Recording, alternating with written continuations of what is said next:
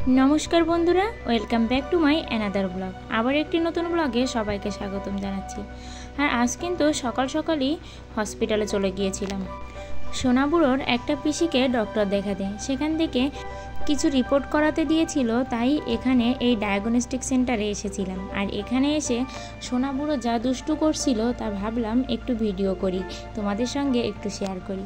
আর এখানে ওর জন্যে এই টিভিতে এরকম পাখি পশু পাখির অনেক ছবি দিচ্ছিল, আর ও সেগুলো দেখছিল আর হাতের এই খাবারটা নিয়ে বলছিল খাবা খাবা নেও নেও। তারপর আসার পথে একটু সেই ছোট্ট পুস্কুটাকে দেখতে গিয়েছিলাম। পুস্কুটা কিন্তু নাক ডেকে ঘুমাচ্ছিল। আর ছোট মানুষের আর কি চিন্তা ভাবনা তো নেই, শুধু খাওয়া দাওয়া আর ঘুমানো আর হাগুমুতু করা। কি সুন্দর রিল্যাক্স বলুন তো, শুয়ে থাকবে আর সব মানুষ সব কিছু করে দিয়ে যাবে। আর আমি এখানে একটু খোঁচাখুচি করছিলাম ওকে, কিন্তু ও কিছুতেই উঠছিল না। ওকে ওঠানোর প্রচণ্ড চেষ্টা করলাম, কিন্তু ও কিছুতেই উঠল না। আর বোনদের পরের দিনই ছাড়ার কথা ছিল, তাই কিন্তু আমরা বাসায় চলে আসলাম। আর বাসায় এসে এটা হচ্ছে পরের দিনের ভিডিও। আমি তারপর আর ভিডিও করতে পারিনি। এই ইদানিং একটু জার্নি করে প্রচণ্ড কষ্ট হয়ে যাচ্ছে, তাই আর ভিডিওটা ঠিকঠাক করতে পারছি না। আর এখানে সোনাবুড়ো তো বাইরে বেরিয়ে খেলা করছিল। আর হঠাৎ করেই আজ আবার আমরা গেলাম সেই পুস্কুটাকে দেখতে, কারণ পুস্কুর মার মানে আমার বোন খুব অসুস্থ হয়ে পড়েছিল। বোনের প্রেশারটা হাই হয়ে গিয়েছিল আর শরীরটা প্রচণ্ড খারাপ হয়ে গিয়েছিল, তাই কিন্তু আজ ডক্টর আর ওদের ছাড়লো না। আর ওর এই কথাটা শুনে ভাবলাম একটু দেখতে যাই, তাই গিয়ে কিন্তু পুস্কুটাকে আবার খোঁচানোর চেষ্টা করছিলাম।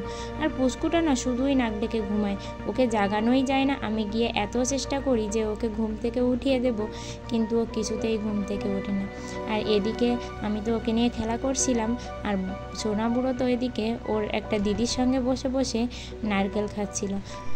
আর গিয়ে দেখি বোন অনেকটাই সুস্থ, ওর শরীরটা যথেষ্ট ভালো হয়ে গেছে।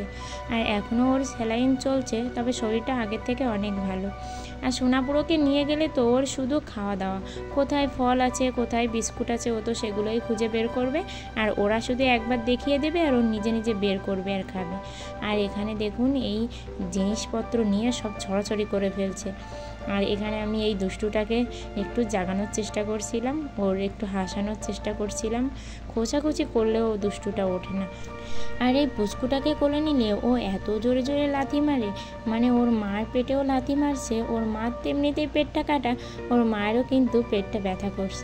আর বেশি বেশি ভিডিও করতে পারছি না, তাই ছোট ছোট ব্লগ দিচ্ছি। তোমাদের যদি ব্লগগুলো ভালো লেগে থাকে অবশ্যই লাইক কমেন্ট করবে, আর সবাই আমাদের একটু সাপোর্ট করবে।